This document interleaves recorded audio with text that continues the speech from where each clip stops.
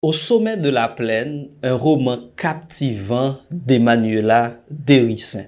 Ce roman est publié en 2021 par C3 Éditions. D'ailleurs, c'est un roman qui a gagné le prix Amarante 2021 pour la catégorie fiction.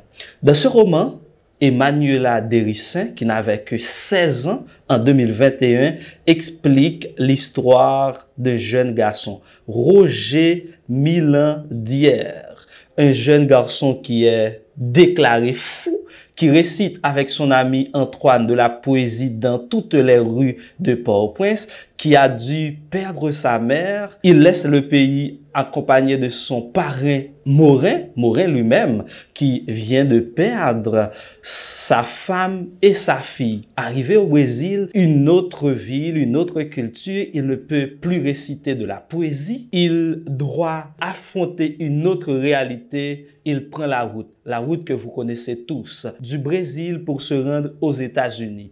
Dans cette route, il va perdre son ami Antoine. Antoine qui était un frère, avec qui il avait un attachement particulier.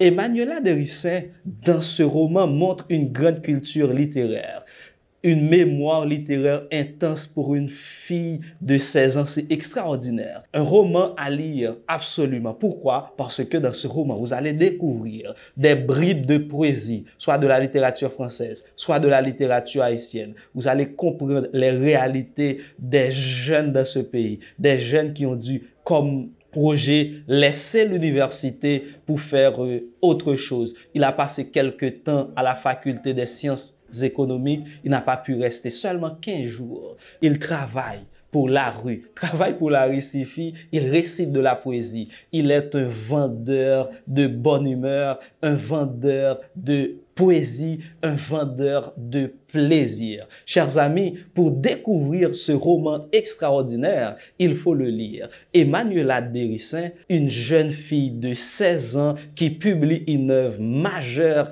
pour ces dernières années de la littérature haïtienne. Au sommet de la plaine, l'histoire d'Antoine, l'histoire de Roger Milan d'hier, l'histoire de Morin, histoire du Brésil. Il y a une question d'immigration dans ce roman. Il y a une question de vie, de lutte pour la survie, des gens qui sont laissés pour compte, qui n'ont pas de moyens, qui sont obligés, malgré leur intelligence, de se comporter comme des fous. La folie de Roger après avoir perdu son ami, il est déséquilibré totalement, bien qu'avant, on le prenait pour fou. Mesdames et messieurs, je vous invite à découvrir ce roman Au sommet de la plaine d'Emmanuela Dérissin.